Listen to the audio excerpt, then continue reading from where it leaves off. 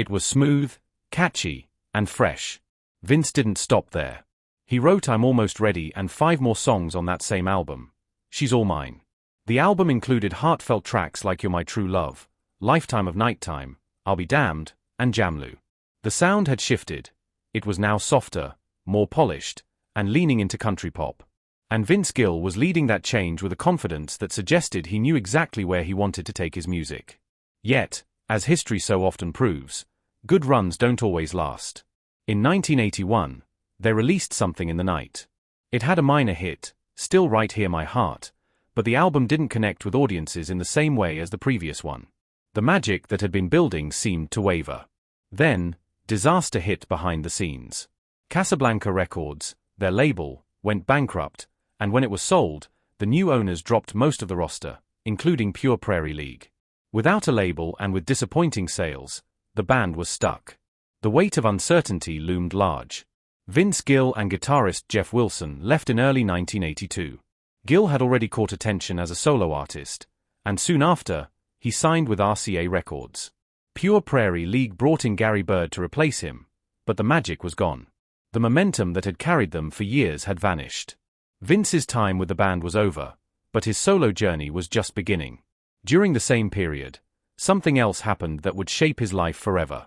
In California, while building his music career, Vince met Janice Oliver. She was part of the country duo Sweethearts of the Rodeo. They started out as friends in the music scene, but things quickly grew serious. By 1980, they were deeply in love, and that year they got married. 2 years later, on May 5, 1982, their daughter, Jennifer Jareen Gill, was born. At that point, Vince Gill thought he was on the verge of something big. His song Let Me Love You Tonight had gotten attention, and he felt sure his solo career was about to take off. So, when Rodney Crowell invited him to join his band, the Cherry Bombs, Gill said no. He wanted to make it on his own, determined to prove himself without leaning on someone else's spotlight. But the music world can be cruel. As the year went on, his momentum faded. His songs didn't chart. Gigs dried up. Confidence slowly turned into doubt. By the end of the year, Gill was struggling to keep the dream alive. So, early in 1983, he called Crowell back and accepted the offer. Joining the Cherry Bombs turned out to be the smartest move he could have made. This wasn't just any backup band, it was a powerhouse group of musicians, including Tony Brown and Emory Gordy Jr., names that would later shape the sound of country music itself. The band was on the road constantly, playing close to 200 shows a year. It was exhausting but educational. Gill sharpened his guitar skills, improved his stage presence, and made connections that would pay off for the rest of his life. More importantly, he learned how to survive in the industry, not by chasing quick fame, but by playing the long game. That same year, Vince made a bold move. He packed up his life in Los Angeles and moved to Nashville with his wife Janice and their young daughter, Jennifer. It wasn't glamorous. Money was tight. They lived in a small rental house, and Vince took any job he could get to make ends meet. One of those jobs was playing guitar for Rosanne Cash, who was married to Crowell at the time.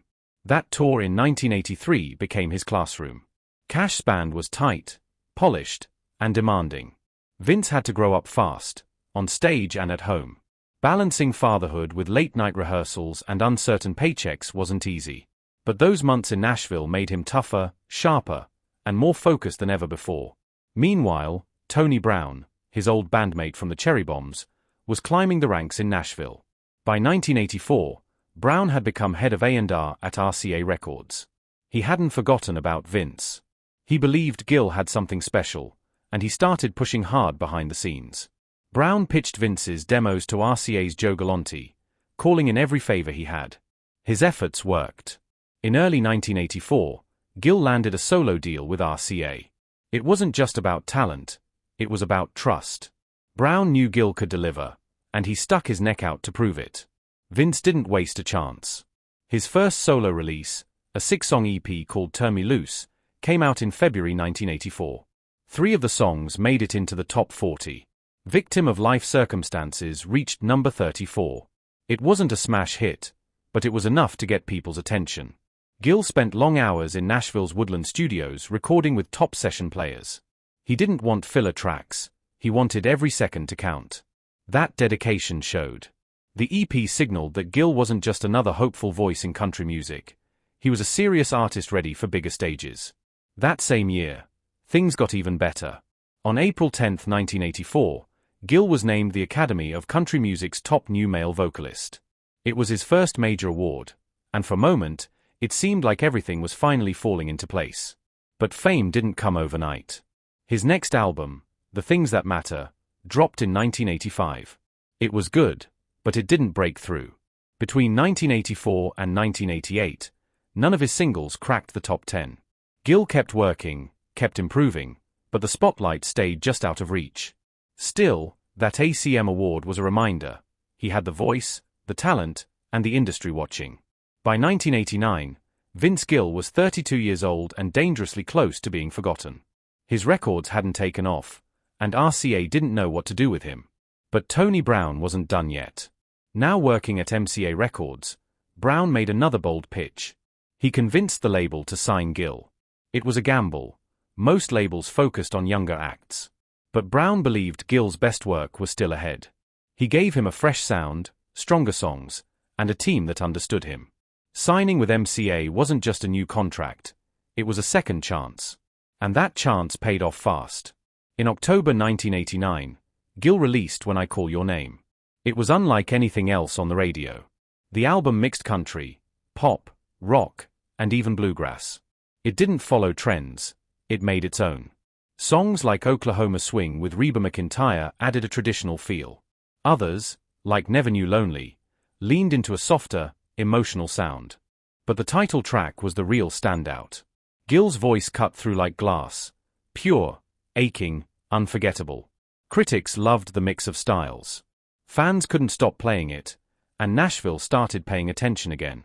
When I Call Your Name didn't just earn airplay, it made history. The single climbed to number 2 on the Billboard country chart. Suddenly, Vince Gill wasn't just a respected musician, he was a hitmaker. At the 1990 CMA Awards, the song won Single of the Year. 1 year later, it won Gill's first Grammy for Best Male Country Vocal Performance. The same song that almost didn't get released ended up changing his life. The emotion, the vocals, the production, it all came together at just the right time. Gill had arrived. In 1992, the album went platinum, over 1 million copies sold. That kind of success was rare, especially for an artist over 30 who hadn't yet had a major hit. The platinum certification wasn't just a number, it was validation. Radio couldn't get enough of his music. Concert promoters lined up to book him. Suddenly, the guy who once couldn't get a gig had become one of the hottest acts in country music. That record didn't just save his career, it rewrote it. And even with all that fame, Gill didn't pull away from others. He became one of Nashville's top session players. Big stars wanted him in the studio, not just for his guitar, but for his harmonies and feel. He worked with Reba again, adding vocals and guitar on her Sweet 16 album. He sang on Emmylou Harris's Bluebird. He helped shape Rosanne Cash's 1990 album Interiors. And in a surprising twist, Bonnie Raitt brought him in for her 1991 album Luck of the Draw. Gill could shift from country to rock to blues without missing a beat. Between 1992 and 1994, Vince Gill was everywhere: country radio, award shows, sold-out arenas. His voice was a soundtrack of the time. In just those 2 years, he delivered 4 straight #1 hits: I Still Believe in You in 1992, Don't Let Our Love Start Slipping Away and One More Last Chance in 1993, and finally Trying to Get Over You in 1994. Each song hit the top of the Billboard Hot Country charts, not by luck, but because Gill had found the perfect blend of old-school country heart and new-school polish. I Still Believe in You didn't just top the charts, it lived there, spending an impressive 20 weeks in the top 10. For country music, that was a power move, a statement that this wasn't just a fleeting hit but a song with staying power. For Gill, it was the moment he went from respected artist to unstoppable star. Crowds packed his shows, fans sang his songs back to him word for word, and his name became synonymous with heartfelt, finely crafted country music. By the end of the decade, however, things started to shift. In 1998, he released The Key, an album that sounded different because it was different. It was about the end of his 17-year marriage to Janice Oliver, and every track was laced with raw honesty. Songs like The Key to Life and Kindly Keep It Country stripped away the polish and revealed a man dealing with heartbreak and change. The lyrics felt personal, the performances more vulnerable, and the tone more reflective than anything he'd released before. The album pulled in universal praise. Critics called it his boldest work yet. Fans who had been through their own losses connected deeply with the honesty in his voice. It didn't match the sales of his earlier records, but it didn't need to. The Key wasn't just another hit album. It was a turning point, the close of his biggest commercial chapter and the start of something more personal and introspective. But Gill's private life wasn't just influencing his music, it was making headlines. In 2000, he married Amy Grant, the queen of Christian pop. She had sold over 30 million albums and won 6 Grammys by that point. Fans of both stars were stunned. Gill had finalized his divorce in 1998. Grant had divorced her husband Gary Chapman in 1999. The timeline raised eyebrows. The two had met back in 1993 while still married to other people, and rumors of chemistry had followed them ever since. When they finally went public as a couple, it sent shockwaves through both the country and Christian music scenes. For some fans, it wasn't just gossip, it was betrayal. Grant's fan base, in particular, took it hard. She had been a symbol of wholesome, faith-based music for decades. Her songs were played in churches, in youth groups, and at family gatherings. She wasn't just a singer, she was a spiritual icon. So when news of her divorce and remarriage hit, many of her Christian fans turned on her. Some radio stations even stopped playing her music. Others said they felt like they were mourning for her very soul. The backlash exposed something deeper: how fragile the pedestal can be when a religious figure dares to be human.